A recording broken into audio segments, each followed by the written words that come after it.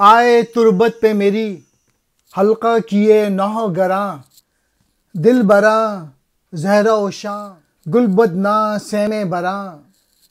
باغ میں قافلہ لالا و گل اترا ہے، کون سے دیس سے آئے ہیں یہ خونین جگراں۔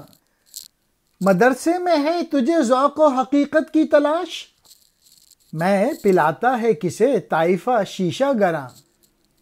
عقل ثقیل ہوئی از درس حکیمان فرنگ، سینہ روشن ہوا از صحبت صاحب نظراں۔ لا کوئی نغمہ جسے تیری زمیں پہچانے، بے خبر چھوڑ بھی دے نقل نوائے دگراں۔ کس نے جانا ہے کہ میری بھی کوئی قیمت تھی، ہوں وہ دولت جسے گاہک ہی ملے بے بصراں۔ یہ پیام مشرق کی غزل نمبر 2 ہے جو کہ اقبال نے کی۔ اس کو فارسی سے اردو میں فیض احمد فیض نے ٹرانسلیٹ کیا ہے۔ اس کی تشریح پروفیسر حمید اللہ شاہ ہاشمی نے کی ہے، تو سارا کریڈٹ ان لوگوں کو جاتا ہے۔ میری قبر پر ماتم کرنے والوں نے حلقہ باندھا، گھیرا ڈالا، لالا و گل کے قافلے نے چمن میں ڈیرا ڈالا، یہ سب خونین جگر والے کہاں سے آئے۔ پھر اقبال نے ایڈریس کیا ہے ان لوگوں کو جو کہ مدرسے جاتے ہیں، یونیورسٹیز جاتے ہیں، اور ان سے پوچھ رہے ہیں کہ تو مدرسے میں ادب اور دانش میں مستی ڈھونڈ رہا ہے، یعنی تو اسکول کالج میں ادب اور دانش اور ذوق ان خوبیوں کو تلاش کر رہا ہے، تیری نادانی ہے۔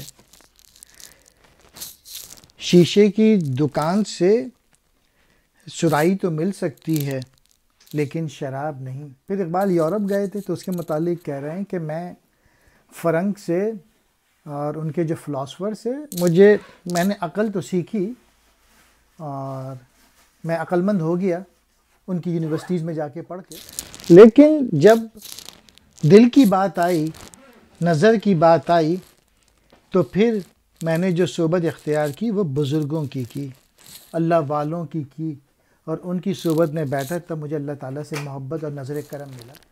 وہ نغمہ پیدا کر اپنے اندر جو تیری مٹی کا سرمایہ ہو، اپنے آپ سے بے سدھ دوسروں کا راگ الاپنا چھوڑ دے، دوسروں کی تقلید مت کر، اپنی خودی میں ڈوب کر اپنی معرفت حاصل کر۔